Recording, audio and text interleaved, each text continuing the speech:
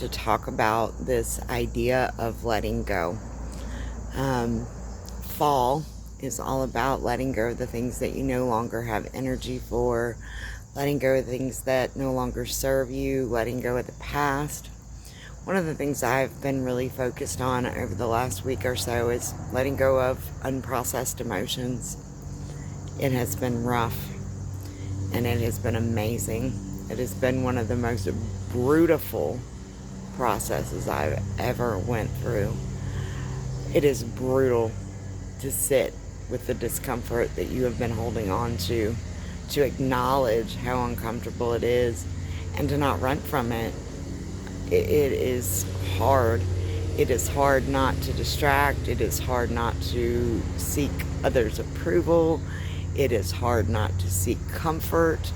It is hard, but it is amazing. And so I've struggled with this for a lot of years. The how do I sit with it? I've sat with it, I've cried about it, I've been upset about it, I've talked about it, how do I what this makes no sense to me. It's not easy.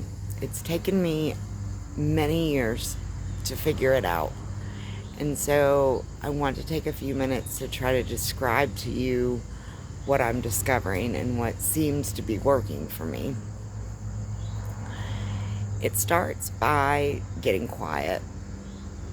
And that's not easy in itself. I have to go away where there are no distractions. Ideally, I would like to be able to be outside when I do this, just simply because the earth is so supportive when we're letting go. However, I don't always feel safe. This is a very vulnerable thing, and you really, really have to be in a place where you feel safe.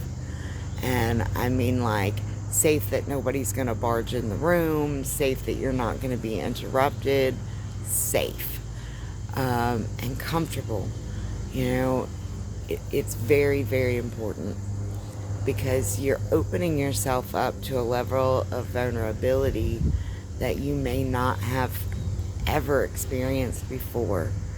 I've been really using the metaphor of, the snake shedding her skin and feeling so vulnerable, because that is how you feel. You feel like the wind will break you when you're in this state. However, it's something that you're very in control of. It's something that, if anything, you tend to shut it off. And so it can take time. It can take several days to keep coming back to the same thing. But what I'm finding is that the more I practice, the better I'm getting at it, and the more seems to be happening each time I do it.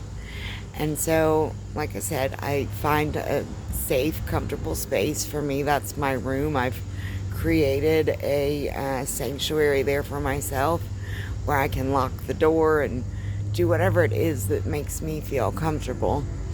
I turn everything off and I get quiet. And instead of thinking or trying to figure it out or make it happen, I just listen. And usually the first thing I'll notice is tension. Usually my brow is furrowed, my jaw is clenched, my shoulders are tight, my chest is closed, I'm hunched over, I might be having my fist clenched. And so the first thing I begin to do is to just consciously relax. And one of the things that's really helpful is doing a body scan.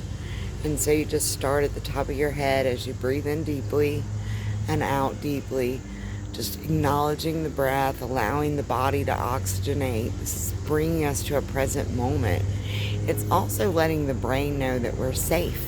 We are safe where we are. We're not running from anything. We're not under any sort of threat. And in this, it relaxes us. And then the nervous system can start going, these are the things that I'm nervous about.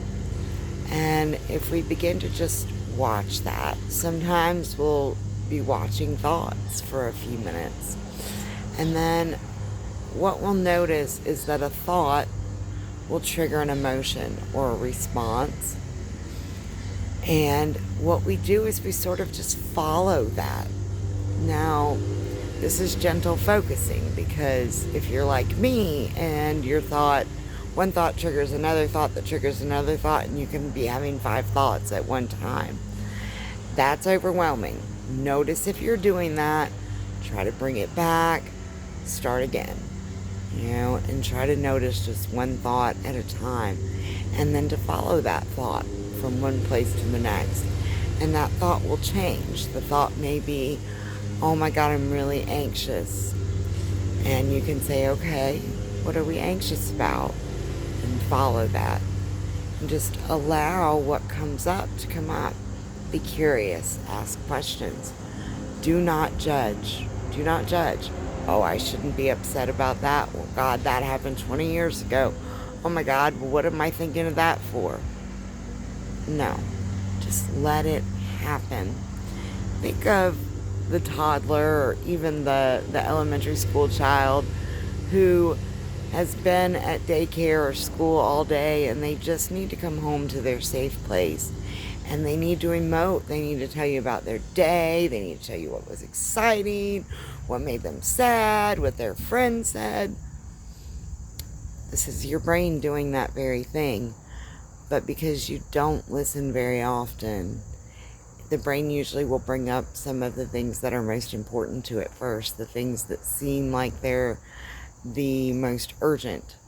And so if you could begin to follow those urgencies and sort of go, yes, I see you reacting to that, and I understand why you feel anxious about that, and let's just be with that feeling of anxiousness.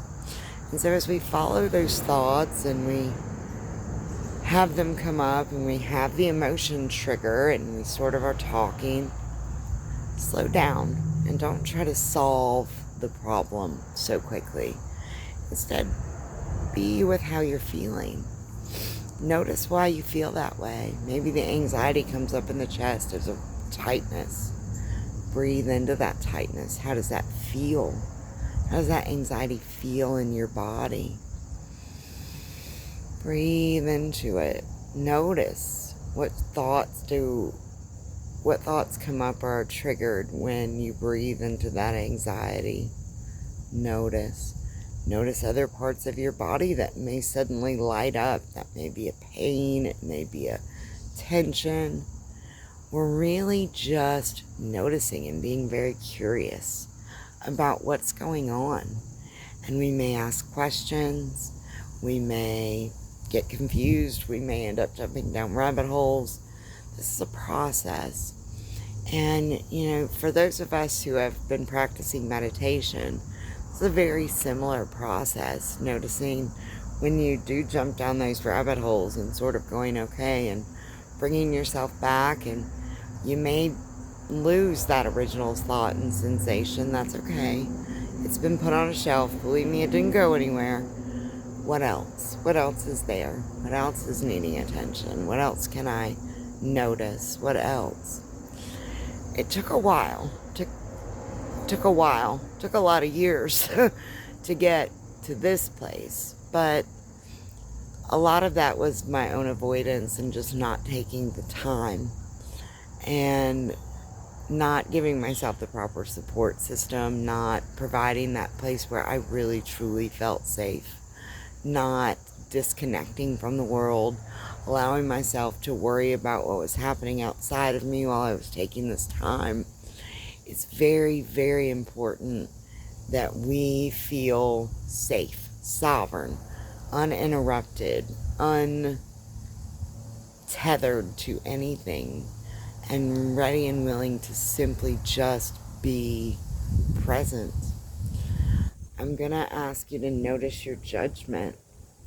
I'm going to ask you to notice pains that come up in the body, because these are energy blocks that are literally in the physical body. And so the thought might trigger an emotion, and the emotion may be attached to a block.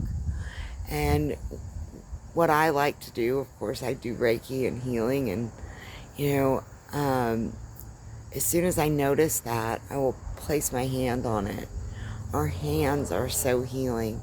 There's so much healing energy that comes through those 10 chakras.